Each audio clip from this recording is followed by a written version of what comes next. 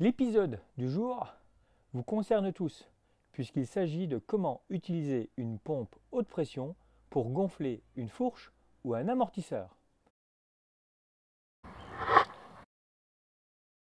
Alors, c'est un truc tout bête, mais premier conseil, même si vous avez une très bonne pompe à pied, n'allez pas utiliser ce genre de produit.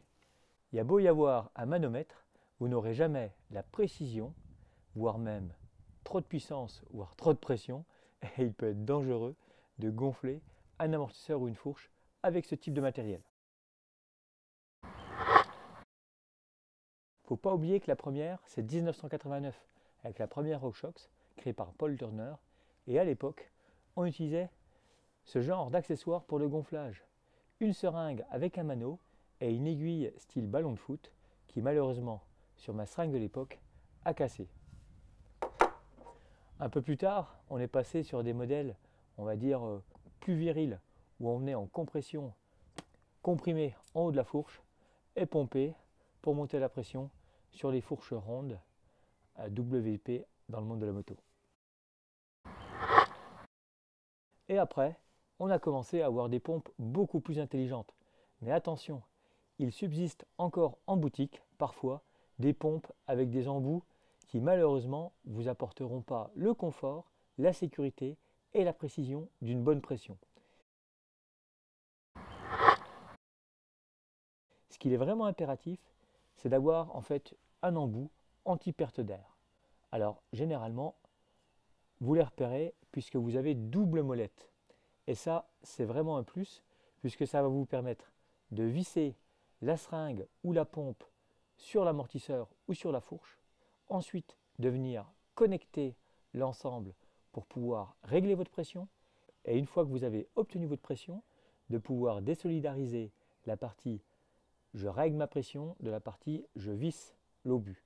Et là, une fois que vous avez totalement dégagé la partie pression de la partie serrage, vous pouvez aisément vider le tuyau qui lui est sous pression et ensuite démonter votre obus sans aucune perte d'air.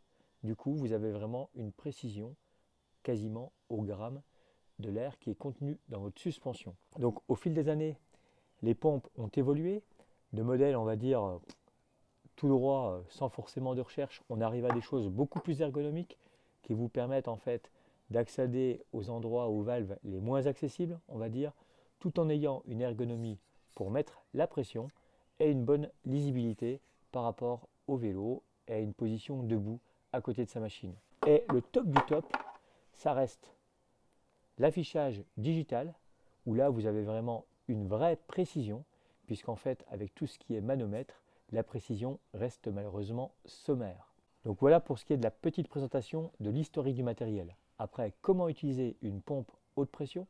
Donc je vais parvenir sur le réglage des suspensions, puisque ceci a déjà été abordé, mais par contre, sur tout simplement, comment utiliser cette mini-pompe.